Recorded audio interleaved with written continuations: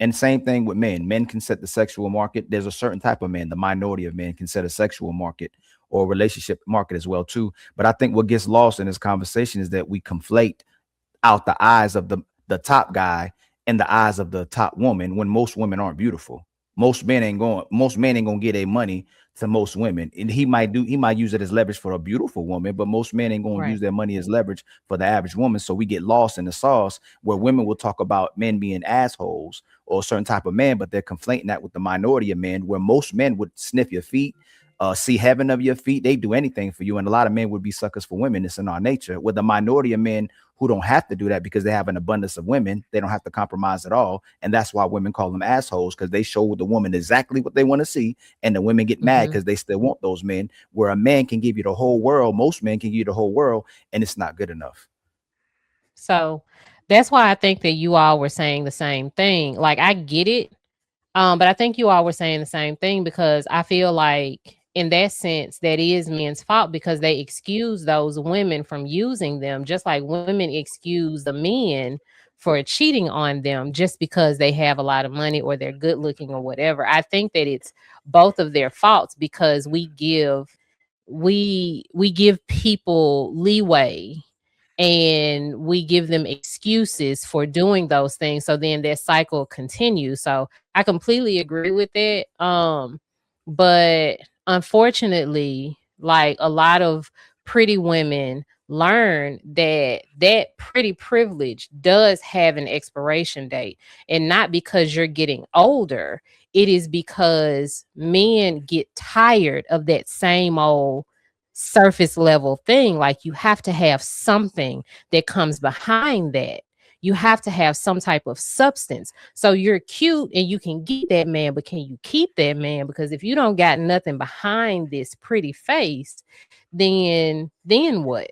And so if a man excuses that, now I do have a friend that make a lot of money, and he's like, I either want a woman of substance and I'll take a like a 5 or a 6, and that's cool, but she got to, like, she has to be accomplished, she has to be smart, and she has to contribute something. Or I'll take a shallow dummy and she don't have to work, but she got to stay in the gym, she got to stay looking right, she cannot change because you at least gonna look pretty on my arm. Like those are his two things. So like he would like to have both. So let's go all the way to high school. You didn't want the guy that didn't have no money. You didn't want the guy that was your age. You didn't want to settle with that guy. You wanted the older guys who gave you fun. You wanted Hmm. older guys who gave you money. You wanted the Hmm. older guys that entertained you. So how do we go back and say it's the men's fault when you know that we naturally kind of loved each other the same way in the middle school and high school until you started seeing a man who was established and had money, and you sacrificed the man who loved you for the man who had resources so you could have a good time instead of having love? How could we blame that on men when we saw how it started when we were younger? Because that's the us being younger is like the last kind of time a lot of people, I'm not going to say last time, but it's the purity and the epitome of where we had love, because we actually were looking at each other for who we were. We were all broke. Get coming up to high school, you didn't know nothing about no job. But as soon as women saw that dude with a car, soon as that woman saw that dude hustling on the street, soon as she Hmm. saw somebody have a nice suit on, she went after the man with money instead of being with the man who would give her heart. She wanted resources. So how do we turn right back around and blame it on men when the men get confused and go down? So they want money to make them happy. And then when we go get money, it still doesn't make the woman happy. So how can we still come back to men and say it's their fault if the women are controlling the dating market? Y'all the gateway to everything. So whatever y'all, however way you operate is how men will operate, because I'll keep saying it again. If all of y'all close y'all legs today and even wanted world peace, there would be world peace tomorrow if men couldn't have sex with women, if men can take it. So if y'all said we demand world peace tomorrow and all of y'all get married and all of y'all close y'all legs collectively, it would be. We already know your women today are very hypergamous. I mean, your women 50, 60 years ago, they lived under the man's means. Whereas women today, they gotta travel, they have to be able to be taken out. I mean, dude, coffee dates. People, listen. Coffee dates are an issue for a lot of women because they say it's low effort, but yet that's just something That's something for me to be able to get to know you. It's not costly, still going to be spending money, but I'm still going to get to know you. And then and then on top of that, we're going to be out together for a little while. If the coffee date is good, especially if we go out a bit earlier, man, listen, that date might extend. And then I might end up actually taking you to a restaurant. But see, your women, once again, hypergamous, selfish, and greedy. A man asked me for coffee today after work, and I politely told him no, and then brought myself to McAllister's, where I got this croissant, this grilled chicken sandwich, and an entire bowl of broccoli cheddar soup and a Dr. Pepper for under $25. Now, I'm not going to argue with you about how you like to date, just like I don't want you to argue with me about how I like to date. But coffee is never going to be an option for me. And just like I respect your choice to coffee, respect mine to not.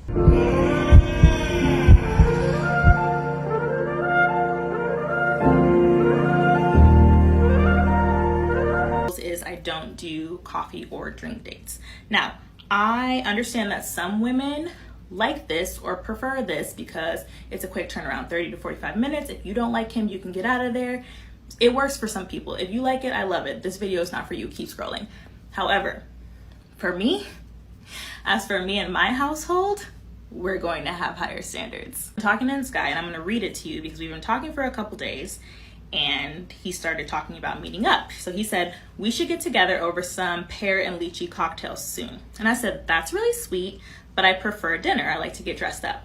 Now, I always try to say it nicely because I don't want to be like, I don't accept drink dates. Like, you don't have to be mean. You don't have to be, you can be nice about it. But I let's just say I prefer dinner because I like to get dressed up. And he said, I see. What type of places do you have in mind? So I sent him a list of places that I've been like wanting to try. All sorts of different budgets, okay? It ranges from like medium to a little bit higher, all different locations around the city, so he can choose like what works for him, you know, timing and budget wise. So I sent the list of places. He says, these places sound really nice. I think it'll be fun to get to know each other over some nicer dining options. Here it comes though. But I wanted to let you know up front that if we were to meet at one of those places, I'm comfortable splitting the check. I usually will do drinks or something on the simpler end for the first meetup to see if there's a connection first. So my thing is, I don't like the coffee or drink date because they're trying to audition you. Shut up. I do not accept coffee dates from men, and I just want to talk about it. I do just want to say that my reasons are just that, my own, so don't get under my comment section upset or in your feelings. So why don't I accept coffee dates? Well, besides the fact that I'm really not much of a coffee drinker, I find that coffee dates are low effort, they are cheap, and they are the biggest waste of time, honestly. So when I go on dates, I truly do like to look my best because I do believe that first impressions matter. So I really do put a lot of effort into my look, and I find that putting effort into my appearance for $5 bean juice is a waste of time. So when you ask a man, why do you like to take women out for coffee dates, they will give you a bunch of reasons, and I'm just here to tell you that they will never tell you the true reason as to why they ask women out on coffee dates. They're going to lie to you. They are going to guilt trip you by asking if you need free food. If that's why you're asking for him to take you on a proper date, do you need free food? Are you hungry? And it's really just because they want the woman to be able to prove that she is worth it. But I mean, hey, for right now, Bo ain't too bad. Bo is not too bad. But let's continue. Peace. Tomorrow, and man, we'll get married. So I think that this is a point where two things can be true at the same time, because I think that you're right, but I also think that I'm right. So like, you're not wrong. Like, me and Sweeney had this conversation the other day about, you know, high school girls. Once you turn like 16, 17, you looking at dudes that's not in school because you want the dude with the car. You want the dude, especially back in the 90s. You want the dudes that got it. And the people in your age range don't get it. So you're not wrong about that, because, you know, like, you got to get around. So yeah, you're not right. You're not wrong. But I think that two things can be true at the same time. And I think that's where we are right now. True. But if it confuses us and go, damn, I lost the love of my life to a dude that had money. Oh, you got to have money to get a woman. most men start developing and maturing into thinking that you have to have money, and us as grown men are still pushing it. But then when we really think about it, when you see that man who comes in the room, they ain't got to spend nothing on the woman and having sex with all of them without having to do anything. We know that she still likes what she likes naturally, not based off a social construct of the resources. She likes what she likes, but she fights her nature instead of being with the guy that she actually would love or would be with based on his nature. Right. But originally we are taught to go after men with the resources. So then so now we kind of like at a, because that's what we were taught, especially in my age range, because back then girls now, they got the cars that guys got. We didn't. So we were taught to go after men with the resources. By daddy or mama? Both. I think if I can interrupt, I think for the most part, I think I can make the argument from a non-subjective by just using numbers, history, survival of the fittest theories and all that shit. That it's not that a woman was told it. It's just understood. It's just innately understood that they go after the most fit. And hypergamy is pretty much going to naturally train them to go after the top, to try to swing big or go home, so to speak. So as far as somebody being teaching you it, yeah, that's acceptable. I can agree to that. But I think most women just innately just have it inside of them to go after a man who has an abundance of resources and are is sending those signals that he's socially, economically stable enough to be able to provide a particular lifestyle that appeals to her. But isn't that's a question. Wait a minute. So Darwin, isn't that what we're supposed to do though? Aren't we supposed to go for the man who has the resources and the ability to take care of us and provide? Depending on what type of principles or rhetoric you subscribe to, you may find that it's expected that you go after that, but you don't have to. We create a society where you can create enough resources to be able to balance the difference between genders as far as socioeconomic status. If you're a woman who can reach up to 70 to 80, 90K or above, hell, you can actually take a care of a man and sit him home.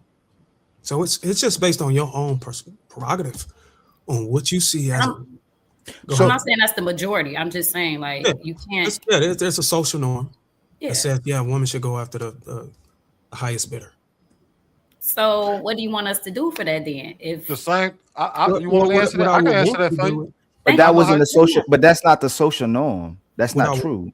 So first of all, okay, go ahead. I was going to answer and then I'll pass it to you. She asked me what we wanted to do with that. So father used to. Hey guys, look, let's go ahead and read some of the comments. I kind of want to see what people have to say about this topic, right? So somebody says Bo is a hypocrite because a few lives ago she said women in general don't date or like older men, but she just said that in high school when the man come around with money and cars, all the girls wanted them. So she admitted that girls love older men and specifically because of resources. 103%, right? And we already know Bo, she just placates. I mean, she straddled the fence. I mean, she's really biased towards women, right? She loves women, man. She will sit here and not hold them accountable whatsoever. But I think people have been constantly getting on her so much that she wants to change her tune because, hey, well, listen, a lot of people been getting on me, right? So this is why I kind of said, man, hey, look, to some degree, I kind of see where Bo is coming from, but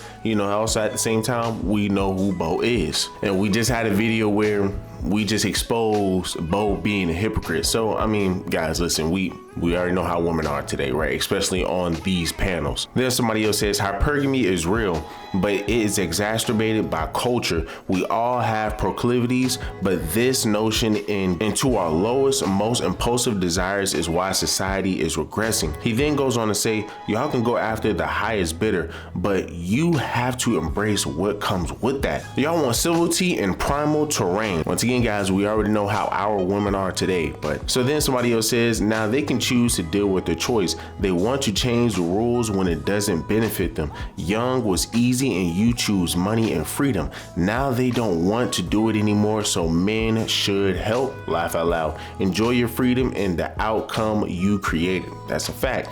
And then last but not least, somebody says, Ali, you giving too much credit to women. That's the West mindset. Men everywhere is not going for that. World peace came from God, not his creation. So, I mean, hey guys, listen, love the comments, right? We might end up doing more comments. We might end up doing more comments on these videos to get y'all out there because once again, y'all got voices too. Y'all want to be heard, right? Y'all got voices too. Y'all want to be heard, bro. So look, if y'all enjoy this content, man, do me a huge favor, leave me a like, leave me a comment, subscribe to the channel. Till the next one.